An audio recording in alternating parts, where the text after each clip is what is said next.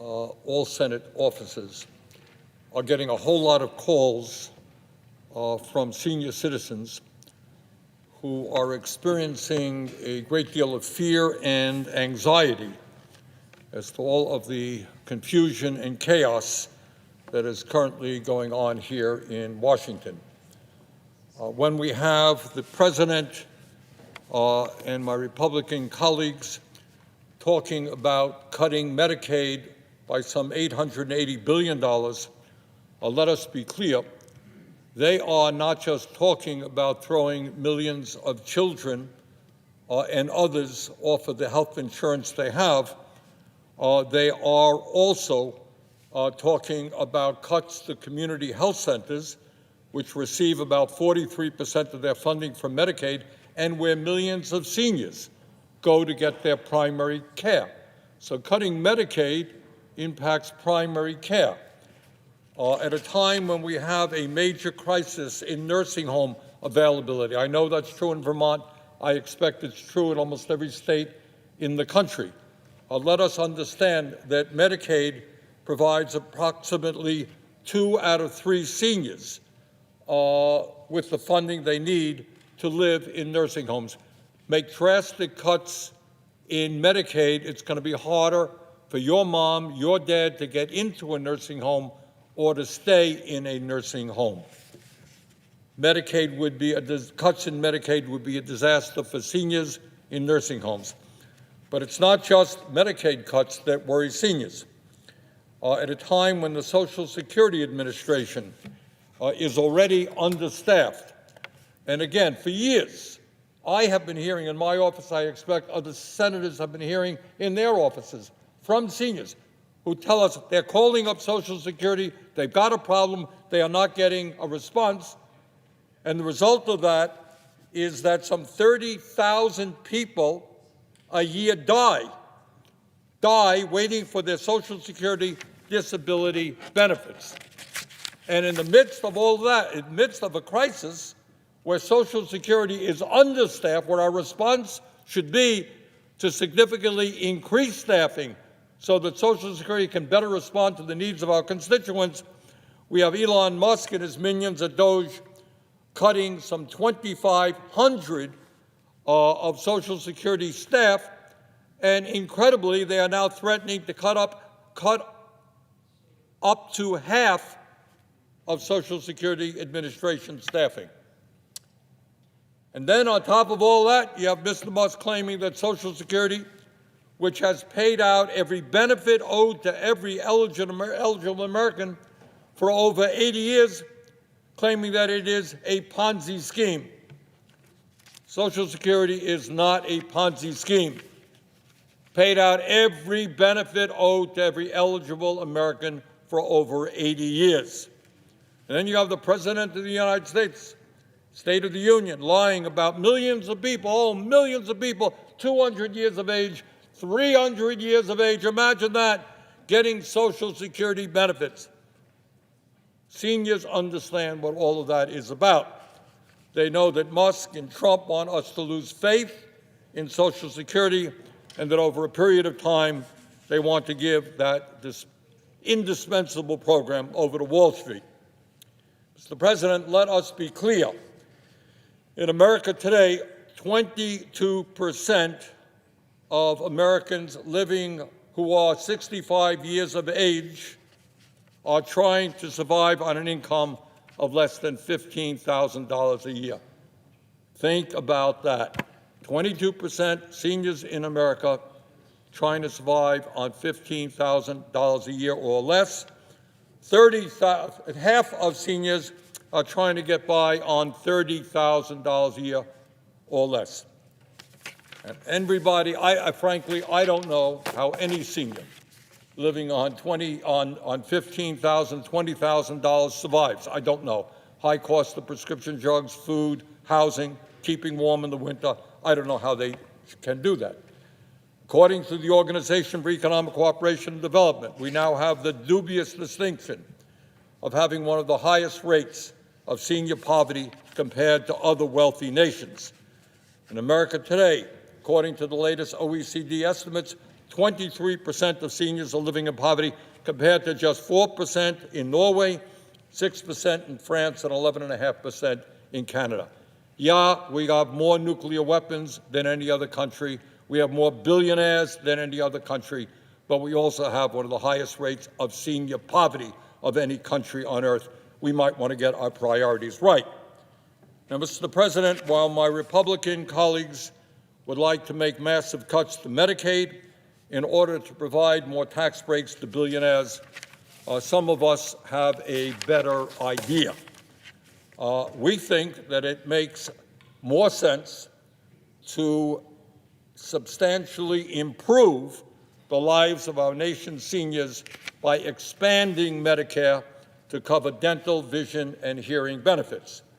In 1965, President Lyndon Johnson signed Medicare, one of the most popular and successful government programs in our nation's history, into law.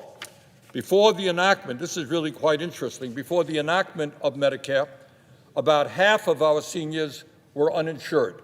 Today, everyone in America age 65 or older is guaranteed health care benefits through Medicare, regardless of their income or medical condition. That is the good news. The bad news is that since its inception 60 years ago, Medicare has failed to cover such basic health care needs as hearing, dental care, and vision. The result: millions of senior citizens have teeth that are rotting in their mouths. They are unable to hear what their children say or unable to read a newspaper because of failing eyesight. Mr. President, this is the United States of America. We are the wealthiest country in the history of the world. Senior citizens should not be walking around with no teeth in their mouth. They should not be unable to hear conversations. They should not be unable to afford glasses so they can read a newspaper. The need to expand Medicare to cover dental, hearing, and eyeglasses is absolutely critical. Nobody denies that oral health, hearing, and vision are essential parts of health care. We cannot continue to deny seniors these basic health care benefits. Mr. President, we can no longer tolerate the fact that 26 million seniors and people with disabilities in America have no dental insurance and no idea how they will be able to pay for the very expensive dental procedures that they need. The results have been tragic. Nearly 1 out of 5 seniors in America have lost all of their natural teeth. 20% seniors in America have no natural teeth in their mouths. Disgracefully, 60% of our nation's seniors have untreated gum disease, which can increase the risk of cardiovascular disease, diabetes, and rheumatoid arthritis. Further, it is not acceptable that while nearly 2/3 of seniors over the age of 70 experience hearing loss, less than 30% of seniors above this age have ever used a hearing aid, primarily because hearing aids are too expensive. In my view, no senior in America should face isolation from their families and friends simply because they cannot afford the extremely high price of a hearing aid. In addition, we cannot continue to allow seniors with poor vision to go without routine eye exams or properly prescribed glasses. Poor vision can lead to injury, cognitive impairment, and depression. Mr. President, adding dental, vision, and hearing benefits to Medicare is not just good public policy. It will not only ease human suffering and improve the health of our nation's seniors. It is precisely what the overwhelming majority of the American people want.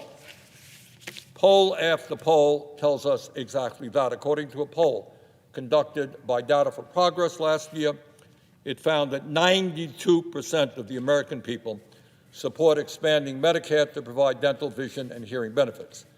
And that is why, Mr. President, I have introduced legislation today with Senators Warren, Booker, Welch, Markey, Duckworth, Merkley, Blumenthal to do just that. Congressman Lloyd Doggett in the House has introduced similar legislation which has more than 110 co-sponsors. Now, I am sure that some of my Republican colleagues may say, well, you know, it's an interesting idea, it's a good idea, but you know, how are you going to pay for it? So let me tell you how we're going to pay for it. We are going to pay for it by requiring Medicare to pay no more for prescription drugs than the VA. Right now, we pay the highest prices in the world for prescription drugs, and that means significantly increased expenses for Medicare.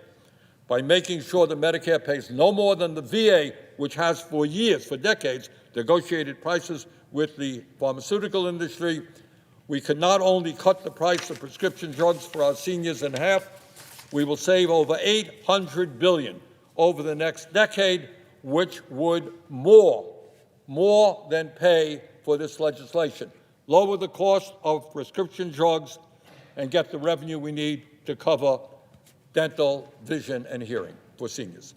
Now, some of my Republican friends may also argue that this bill is not needed.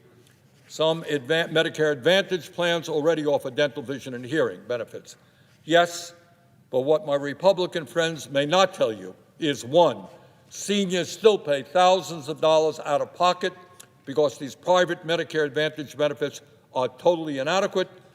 Further, the nonpartisan Medicare Payment Advisory Commission has estimated that Medicare Advantage plans overcharge the federal government by $83 billion a year.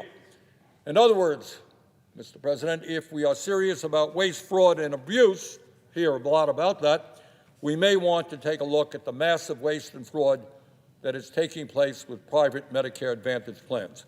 Those savings would also more than fully pay for this legislation. Therefore, Mr. President, as if in legislative session, I ask unanimous consent that the Senate proceed to the immediate consideration of S. 939, which was introduced earlier today, that the bill be considered read 3 times and passed, and that the motion to reconsider be considered, made and laid upon the table. Is there an objection? Mr. President, reserving the right to object. Thank you, Mr. President.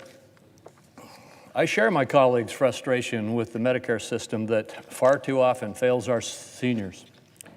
Medicare's coverage and reimbursement paradigms routinely prioritize treating the symptoms instead of the underlying causes of chronic stress and disease.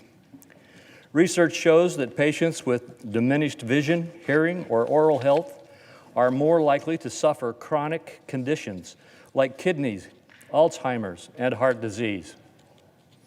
We should modernize Medicare to focus on prevention and maintenance interventions. Patients should have access to a full spectrum of specialized providers working together as a team, from nutritionists to dentists, to psychologists and surgeons. However, we must tackle these reforms without increasing the cost for patients or taxpayers. My colleague's proposal would increase the deficit by tens of billions of dollars and risk spiking seniors' premiums. After years of record inflation, we cannot rush to enact a policy that has not been carefully considered and appropriately integrated into Medicare. This bill was just introduced today. It hasn't even been looked at by the Finance Committee. No hearing has been held, and no evaluation of how to effectively integrate these types of policies has been made. I welcome the opportunity to work with my colleague to enact meaningful improvements to Medicare that deliver better outcomes for Americans. However, simply introducing a bill and then moving to have it passed on the floor of the Senate before there has been any consideration is not the way to proceed.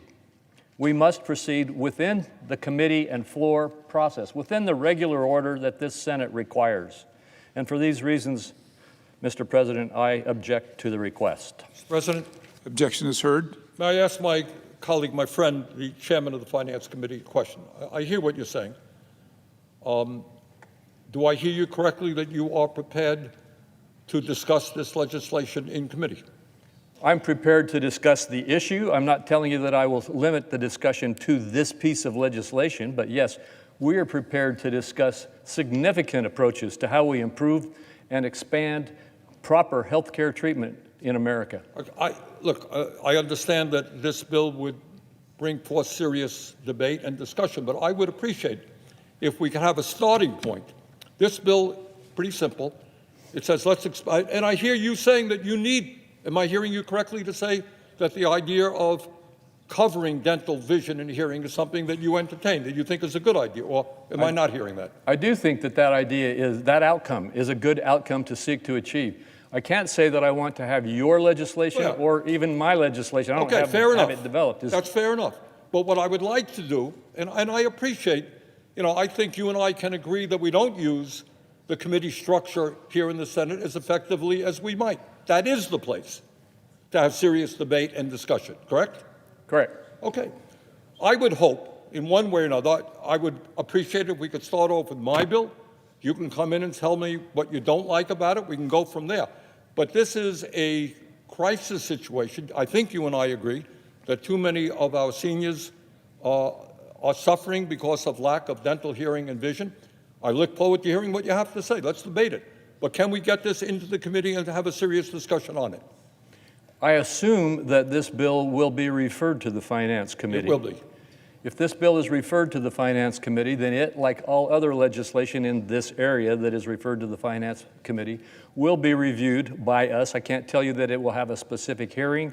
I can't tell you exactly how that will work. We will look at developing a very significant and, I hope, broad and successful approach to reducing the cost of our healthcare system and increasing the focus and successes in our healthcare system. And I look forward to working with you on that. Okay. Thank you. Thank you, Mr. Chairman, and thank you, Mr. President. I yield the floor.